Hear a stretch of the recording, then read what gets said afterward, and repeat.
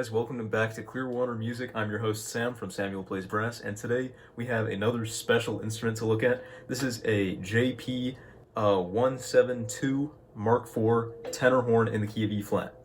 Before I dig into the details of this review, I'd like to mention that this is the first time I've ever had a tenor horn in my hands, and I really am not very familiar with playing alto instruments.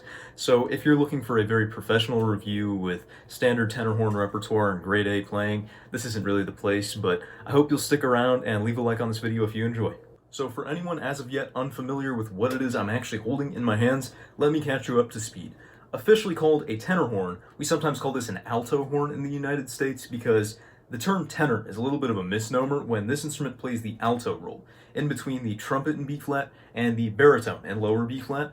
Speaking of which, that baritone is called a baritone, but it plays the tenor role.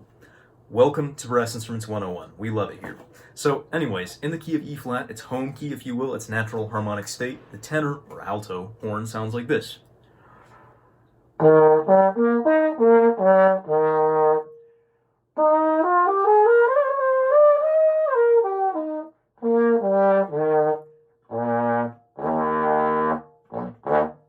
So it's characterized by a sound that's somewhere in between the trumpet and the baritone. It's quite bright for any low brass instrument, but it's a little bit, woofier and darker than a trumpet or cornet sound. It plays, again, the alto role in the brass band, and it's got a funny little sound that fits in between. Alto brass instruments have always been an anomaly, and this is the UK's solution to the issue with brass bands.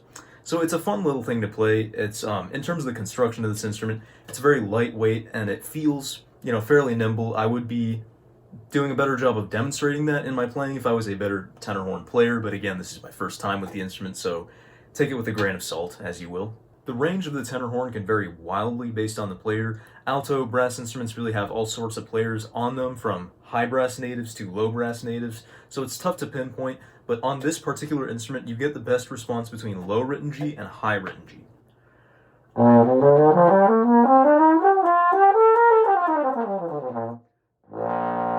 So that's a concert B flat scale. At the end I demonstrated a pedal G. This is one of the higher instruments that has a stable pedal harmonic, which I find really cool.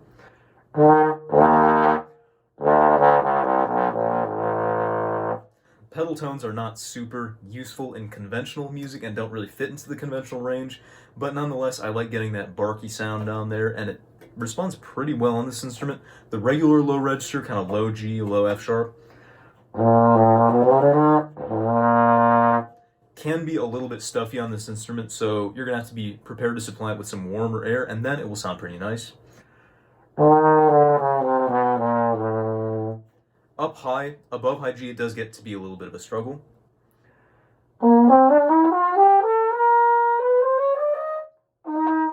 But you can get some pretty melodic lines around the high G range.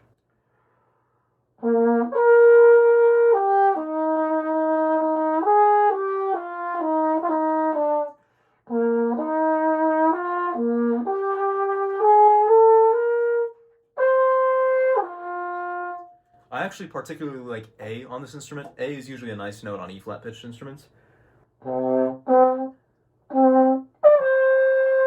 It's a little bit on the brighter side. That high written A has a tendency to ride bright on any brass instrument.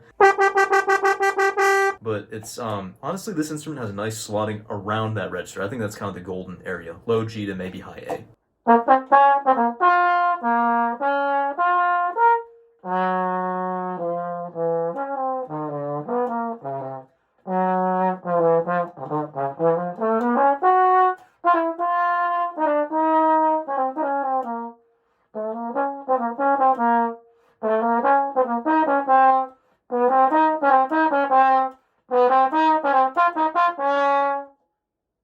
As for John Packer as a brand, this is their third horn that I've played. I've played their 074 cornet and their 274 euphonium, and this fits, right in the middle as an alto horn. And it really does play well as far as I can tell. Take that with a grain of salt because I'm not the best judge, but for $1,000, this is really good value. You can see 4 water keys on this instrument: main tuning slide, first tuning slide, third tuning slide, and on the back, next to the second tuning slide, interesting design, we have this little branch of tubing here with another water key. Kind of at an inconvenient angle, but it's also nice to be able to get some water out of that bend. The valves I always complain a little bit about John Packer valves, if I'm honest, but for a cheap instrument, they're about 95% there. I can't complain too much. A lyre holder there, and overall, you can tell this is a pretty sturdy instrument. It's lightweight and it's very ergonomically designed for students, but you can tell there haven't really been any corners cut. This is not your average Chinese horn that you can bend just by looking at it. I mean, if you want proof, take a look at that brace on the mouthpiece receiver. That's a fat hunk of metal. This instrument is not going to break anytime soon, and considering how lightweight it is, John Packer has accomplished some really great things with it. I'd like to point out that for the money, if you can get used to playing it a little bit more than I have done up to this point, the JP-172 really is a stellar alto horn for the money because it has really good intonation on, for instance, the E partial.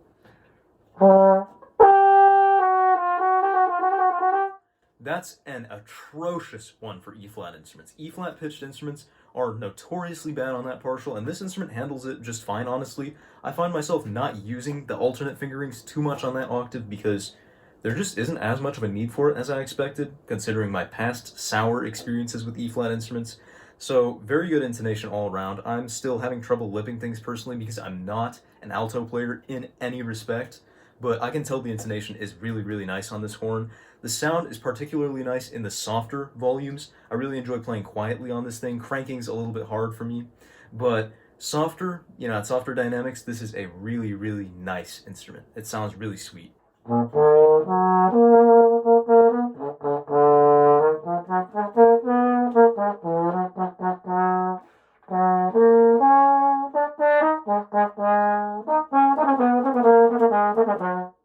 So if you've made it this far into the video, I hope you've enjoyed this very inexpert review on a guy who knows next to nothing about tenor horns. This has been the JP-172 Mark IV. It's a lot of fun to play on. If you're looking for the alto voice or the tenor voice, I don't know. If you're looking for that sort of thing, this is a great horn to look at for any learner. I've really enjoyed playing it and sort of learning on the spot and doing this review, and although I'm not the best tenor player, I hope you'll forgive me. If you've enjoyed this, stay tuned for more. There's more instrument reviews where that came from up there in the card, and until next time, we'll see you on the flip side. Thanks for watching.